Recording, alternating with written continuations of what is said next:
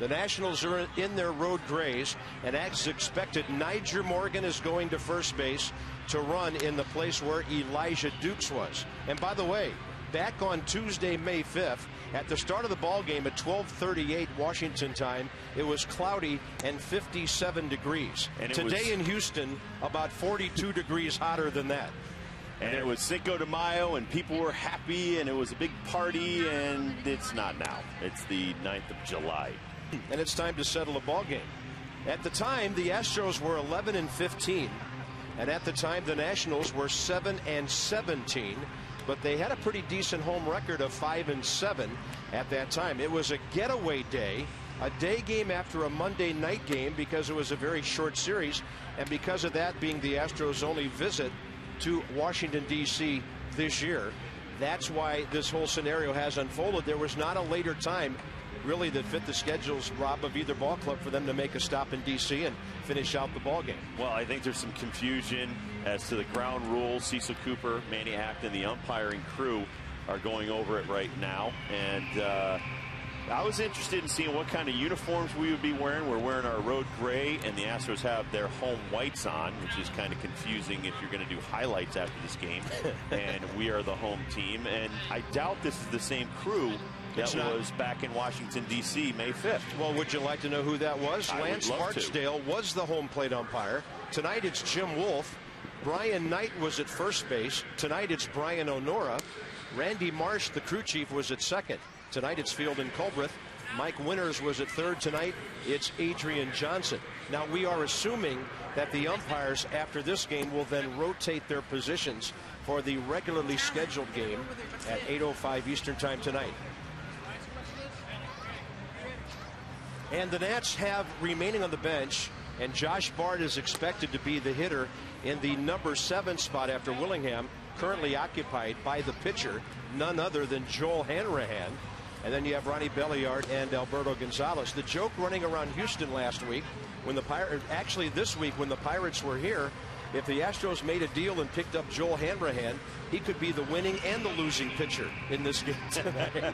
I guess so. I guess they could get him and throw him into relief after LaTroy Hawkins. But there's been a lot of guys, a lot of substitutions in this ball game for the Nationals. Scott Olson's out. Saul Rivera was here. Tavares is out. Mock is out. Wells, who is no longer here, is out. Remember Alex Cintron? He's no longer here. He's out of the game. Dunn is out. Was 0 for 5 with 3 strikeouts. Willie Harris is out of the game. Anderson Hernandez and Will Nieves was already substituted for. So none of those players are eligible for the Washington Nationals. We thought it might take a while for the umpires just to make sure everything is just so. If needed for the top of the 12th, Mike McDougall is warming up. I mean, you have to have somebody ready in case the Nats do not score here. There was no count on Willingham when the rains came at 4:30 p.m. that afternoon. So this ball game had already been played for 3 hours and 52 minutes. So right now the time of the game is 2 months and 3 days, and we'll see how many more minutes it takes to play.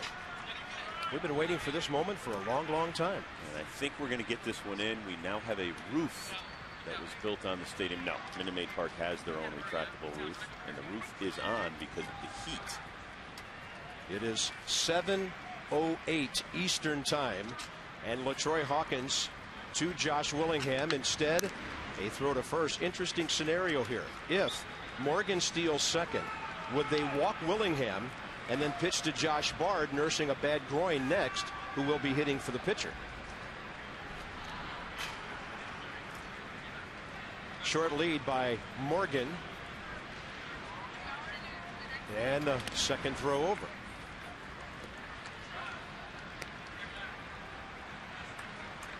Lance Berkman, of course, holding him.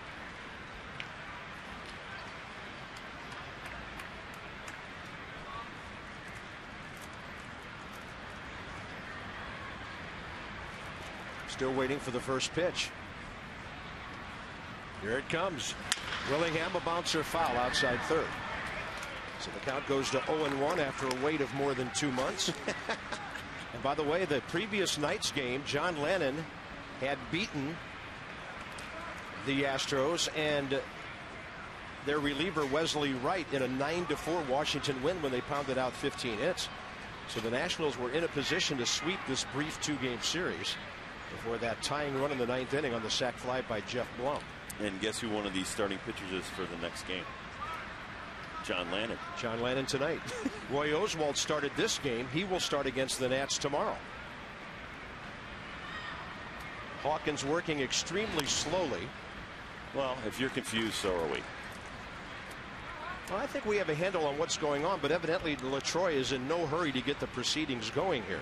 Well, I think he knows that he could get a loss right here. He's been pitching so well. Well, he's the one who walked Elijah Dukes back on May 5th. And Willingham takes one inside, 1 ball, 1 strike. But that was a good walk for him because Elijah Dukes was already 2 for 4 with a home run in the ball game. True. Josh Willingham on this day was hitting 143. That's certainly not the case anymore the way he's going at 287. So he has doubled his average since May 5th. What was Zimmerman's hit streak at? I'll tell you in a minute. Willingham with a base hit to left. And the winning run's at second base. First and second, 1 out. And Josh Bard is coming up. Ryan Zimmerman on this day had a 22-game hitting streak. Well, this is a nice sinking fastball in the inner half, and Josh Willingham just puts it into left field. And the longest at bat of Josh Willingham's career has finally come to an end successfully. He was in the batter's box for 2 months. Well, swing of the bat could end this thing. I feel bad kind of for LaTroy Hawkins, because normally you come in, it's a pressure situation, the adrenaline is flowing through your veins. It's a very empty house here at Minute Maid Park. Yeah, just a couple thousand folks here, some of whom probably thought they were coming to watch batting practice. Yep, 6:10 local time. So here's Bard. Hawkins checking a couple of times. He throws a first pitch changeup. Josh Bard hand comes off the bat. Nice pitch, though, by LaTroy Hawkins. I mean, normally, like you said, the Astros would be finishing up their batting practice. The Nationals would be hitting. LaTroy would probably be in the clubhouse. And 1 hit away from getting a loss. He had struck out Kearns, pinch hitting for Dunn, walked Dukes, and 2 months later gives up a hit to Josh Willingham.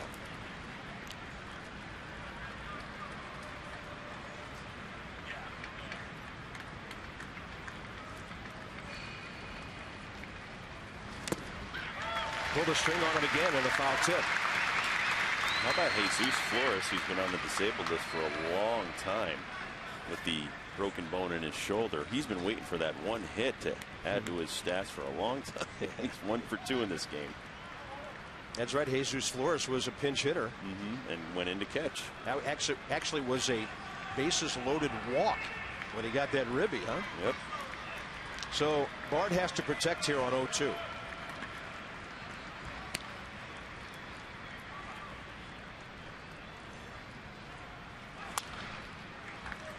By the way, Drayton McClain, the owner of the Astros, sitting right back there in the peach-colored shirt.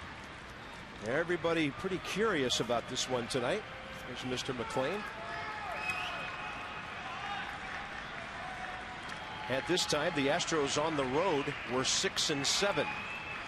Yes, Mr. McClain's probably going, okay, let me get this straight. We're the away team, but we're at home wearing our whites. Now, if the Nats go ahead and win this, will they be jumping on everybody? I don't know. Here's the 0-2 to Bard. And no throw. Nobody in behind Morgan. If there was a right-handed hitter in the box, Nyjer Morgan would probably be tempted to steal third to get over there with 1 out. That's just a move to keep him close to the bag, because Nyjer has a very nice lead. Nobody was actually putting a play on.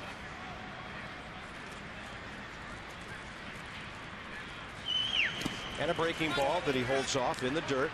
And a good stop by Pudge Rodriguez to keep Morgan at second base. He might bounce another breaking ball on 1 and 2.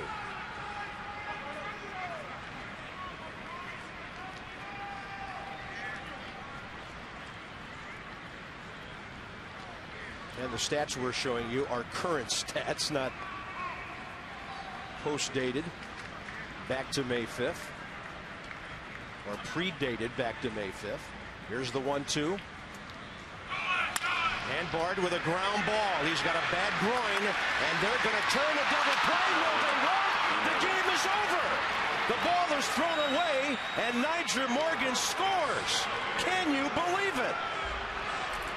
Time of the game, 7 minutes. They are jumping on him. Nationals win it 11-10. How about that?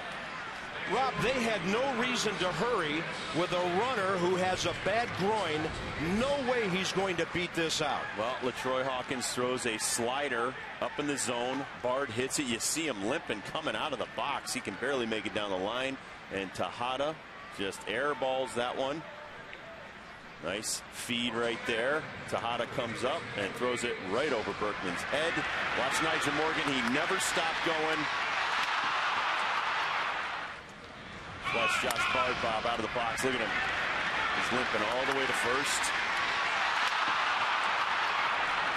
The Nationals win the ball game 11-10 in the finish of a suspended game here in Houston in the so-called bottom of the 11th inning. Well, Johnny and Ray are going to have a lot to talk about.